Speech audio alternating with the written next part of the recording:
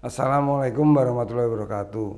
Saya Sudasi Harsono sebagai praktisi dalam bidang pertambangan umum. Pada kesempatan ini akan membicarakan masalah pengadaan tanah yang biasa didapatkan dengan memberikan ganti rugi pada pemilik tanah.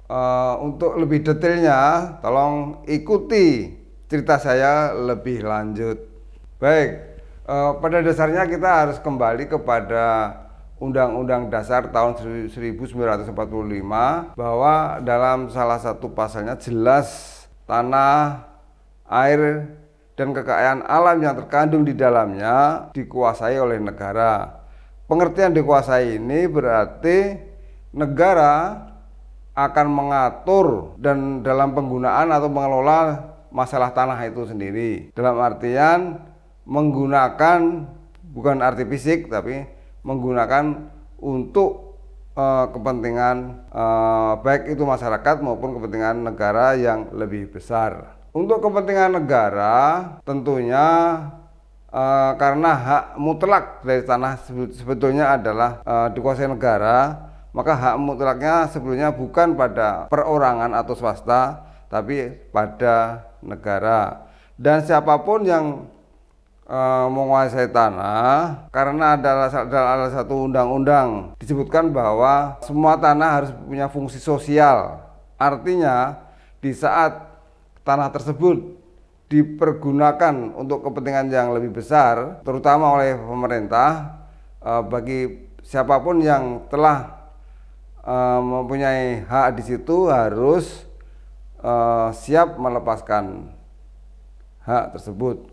Jadi pengadaan tanah biasanya tanah tersebut akan digunakan oleh suatu usaha, baik itu yang produktif seperti untuk perkebunan, untuk konstruksi bangunan-bangunan pemerintahan dan lain-lain. Sementara yang untuk pemerintahan jelas misalnya untuk sekolah, untuk infrastruktur dan lain-lain. Seperti kita ketahui bahwa tanah dikuasai oleh negara. Namun demikian tentunya pemerintah maupun swasta tidak akan semena-mena menggunakan tanah tersebut. Kita selalu menghargai siapapun, baik itu swasta ataupun pihak lain yang telah menguasai tanah tersebut sebelumnya. Dalam arti ini maka pemerintah atau swasta yang akan menggunakan tanah tersebut tentunya harus sanggup memberikan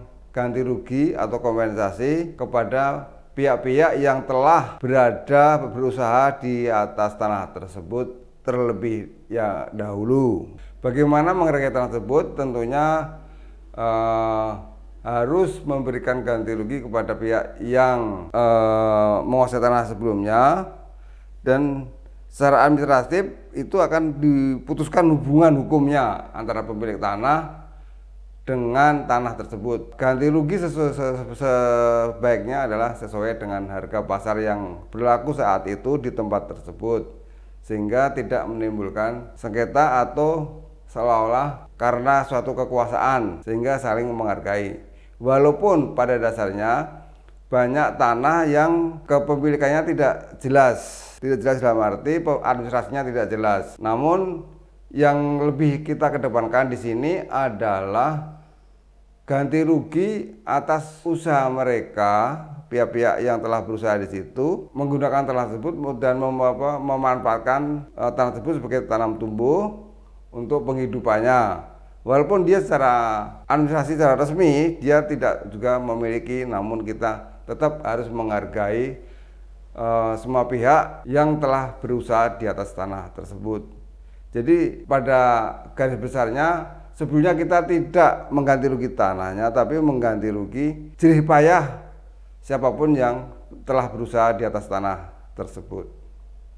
Sekali lagi kami tegaskan bahwa pada dasarnya kita hanya akan memerlukan tanah 1 kali 2 meter saat kita dipanggil oleh Yang Maha Kuasa. Oleh sebab itu semua pihak yang berhubungan dengan tanah tersebut hendaknya memahami bahwa kepentingan umum, kepentingan negara harus kita kedepankan, dan kita tidak perlu berlebihan secara untuk menguasai suatu tanah yang berhektar-hektar jumlahnya, tapi cukup sebagaimana aturan yang ada kita patuhi. Demikian, semoga penjelasan saya bermanfaat. Wassalamualaikum warahmatullahi wabarakatuh.